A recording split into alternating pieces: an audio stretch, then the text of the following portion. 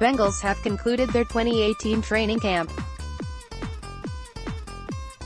The 12th and final camp practice took place Saturday, where the Bengals wore pads and shorts as they worked under a cloudy Queen City sky, which eventually turned into lightning and led to a shortened practice.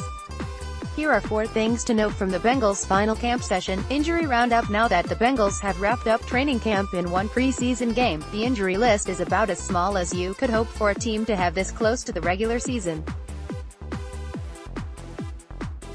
No one that's unable to practice due to injury is a starter, and only Vinny Ray has played significant snaps.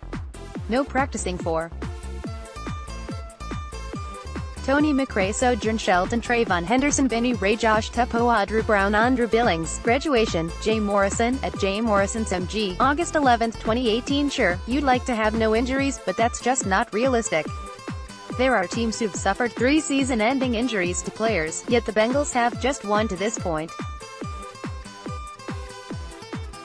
After opening camp with minor issues, Tyler Eifert and Vontaze Burfict are both practicing right now. If Bengals can stay this healthy going into the regular season, that offense is going to be mighty dangerous early on.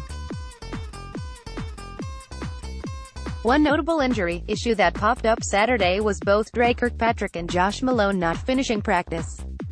Dre Kirkpatrick didn't come back out in uniform after the rain delay. In street clothes. Same with Josh Maloney. Catherine Terrell, at Cat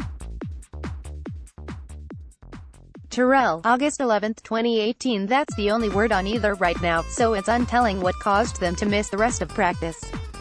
Enigmatic Ross. The story of training camp has been John Ross, though for both good and bad reasons. The good is when he's blazing past any defender and stretching the field for the offense. The bad is when he can't catch even the easiest of passes, then make a crazy diving grab the very next play. The enigma that is John Ross continues. The moves WJ3, gets wide open, then drops underthrown ball from Barkley. Next rep, Ross makes ridiculous leaping catch from Driscoll to beat solid coverage from Darius Phillips. But if he continues to drop passes, he'll lose more and more reps to Tyler Boyd, Josh Malone, and maybe even Auden Tate. Speaking of Tate runs with starters, today was the day Auden Tate finally was rewarded for his great camp in preseason thus far. Today was when Tate got his chance to run with the starters. Auden Tate is getting first-team reps today. Catherine Terrell, at Cat Terrell, August 11, 2018. Now, Tate can hopefully show what he's really capable of, something that will never happen while playing with Matt Barkley and Jeff Driscoll. We can really see how well Tate can do in an offense where Andy Dalton is throwing him the rock while A.J. Green and Tyler Eifert occupy the attention of defenses.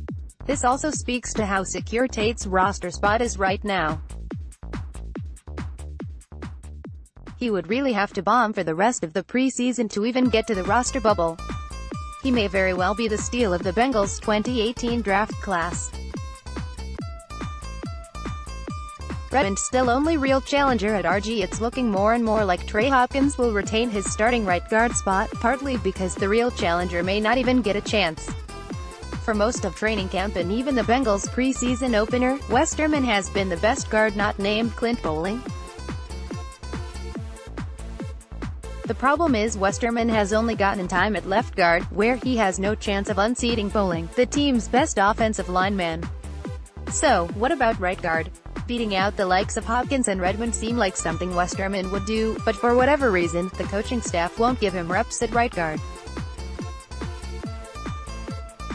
If that continues, we may not see Westerman at all in 2018, which would really be a shame since it seems like he'd be a major threat to win the right guard spot. Maybe he just can't make that switch to the right side. Maybe he just can't block as well from the right side. Maybe, but it would still be nice to see him get a chance.